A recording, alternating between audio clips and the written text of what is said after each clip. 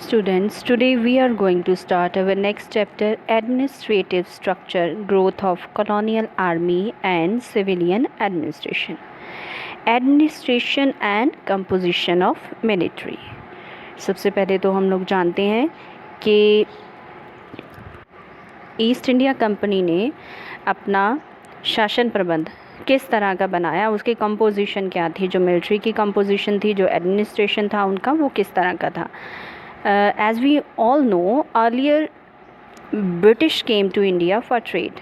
Their main purpose was to get maximum profit, but they won over many Indian territories. धीरे धीरे उन्होंने बहुत सारे ऐसे इलाके थे भारत में जिन पर उनका अधिकार हो गया, और जब उनका अधिकार हुआ तो उस जगह का शासन प्रबंध भी उनके अधीन आ गया, और उन्होंने वहाँ का शासन प्रबंध चलाने के लिए बहुत सारे तरीके यूज़ किए.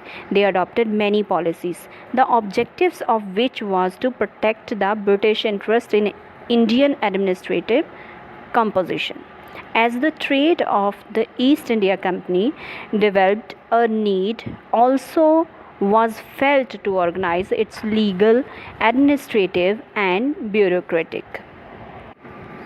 आओ अब जानते हैं कॉन्स्टिट्यूशनल चेंजेस के बारे में. सबसे पहले regulating act of 1773 AD.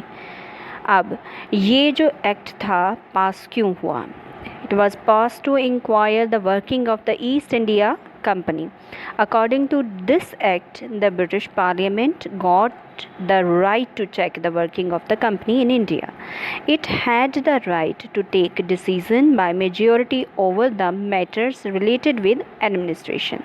The Governor General and his council had the right to control Mumbai, Madras government over the matters related with war, peace, political treaties, alliances, etc. Okay. अब इसके बाद Pitt's India act. ये वो act हैं जो उन्होंने अपने जो शासन प्रबंध था उसकी मजबूती के लिए ही उन्होंने बनाए हैं, उनके लिए थे. ये अंग्रेज़ों द्वारा बनाए गए थे और अंग्रेज़ों के लिए ही थे, उनके बेनिफिट के लिए थे. Pitt's India act 1784. In 1784 AD, the Parliament of England passed Pitt's India Act. According to this act, to control the company's civil military in financial matters, a board of control was established in England. It had 6 members. The number of the Governor General in council was reduced from 4 to 3. Mumbai and Madras governors were fully under the control of Governor General. Charter Act 1833 AD. According to this act, company was asked to leave all the work related with trade so that it would pay its full attention to administration.